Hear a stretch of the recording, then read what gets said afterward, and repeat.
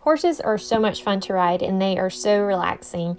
But when they become buddy sour and want to be with their friends, it can become not so fun.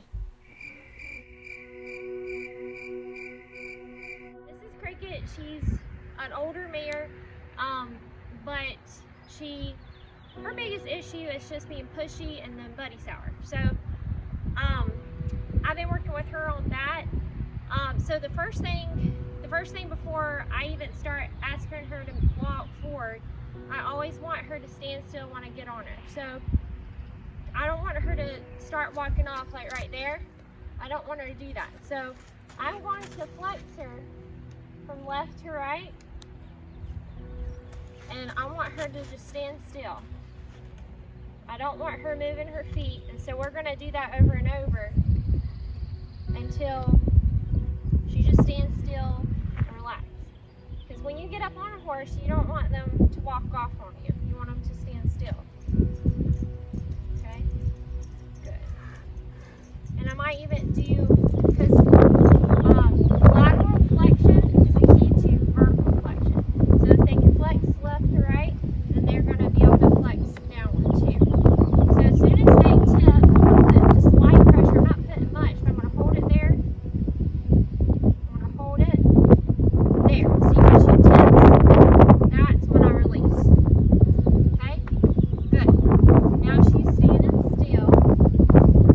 And then what I want her to learn is, because I want her to go off my seat. I don't want to have to use the reins hardly at all. So I'm going to ride her on a loose rein. She's an older mare, but she can still get this idea. And as you can see right now, her attention is completely on me because her ears are back. Wherever their ears are, that's where their attention is going to be. So I want to squeeze with my legs. That's her cue to go. I'm not steering her, I'm just asking her to go. I want her to walk.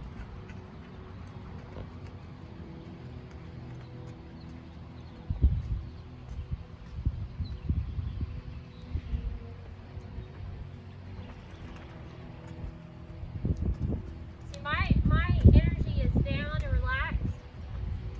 And then I'm going to sit back. And all I did was move my seat and put my legs forward, and she stopped. Good girl. So I'm going to squeeze, ask her to walk forward.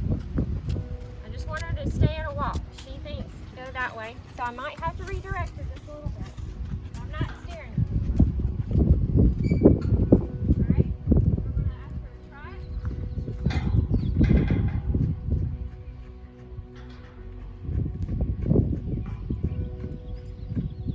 I don't want her to break that trot. She hasn't broken it. She's slowing down. I'm going to let her make that mistake first.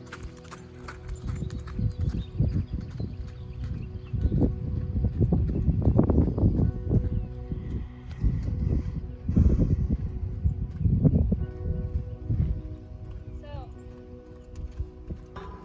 there she goes. She broke that gate, so I squeezed her a little bit.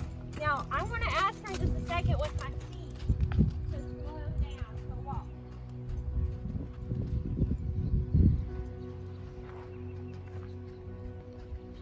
So I'm going to relax. There. Now she went all the way to the stop. I just squeezed her forward back into that walk. So now she's listening to my seat pretty well. I don't want her to stop here, so I'll let her make the mistake and then I'll squeeze her forward. I didn't ask her to stop.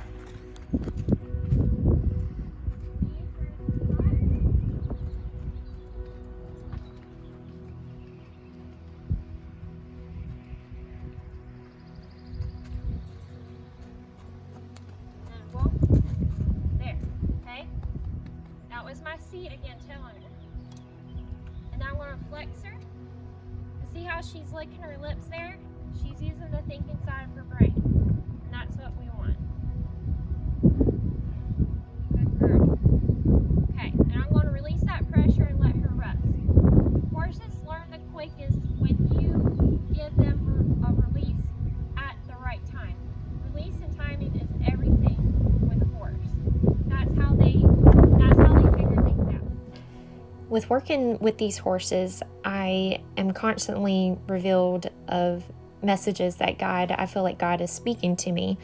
And this instance, in this day particular, Cricket and Roni and Amora, the 3 horses that I have, they're all kind of at different levels. And one thing that they struggle in is when they're separated from the areas that they find comfort in.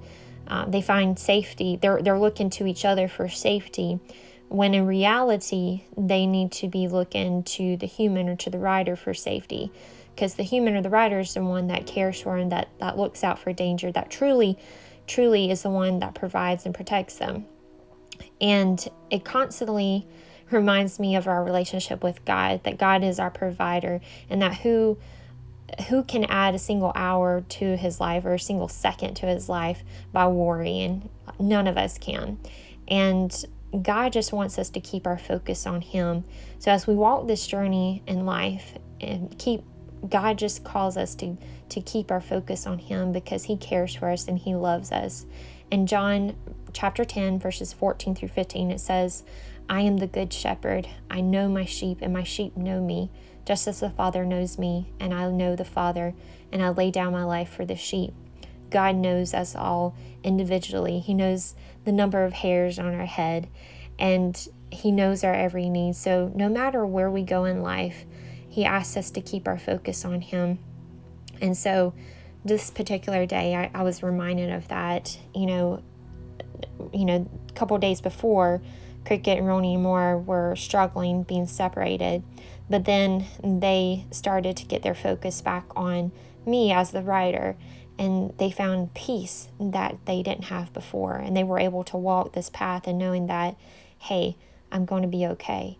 And so I believe that's what God wants us to know today, is that no matter what we're facing in life, no matter what we're going through, God knows our every need, and he is our provider and our protector, and that he will see us through it. We may walk down paths of life that are scary for us, but God knows our every need, and he says, do not worry, do not be afraid, for I am with you. He's the peace that transcends all understanding. And so just want to encourage you today to just keep your focus on God, and knowing that he's going to walk through life with you no matter where you are. You're never alone.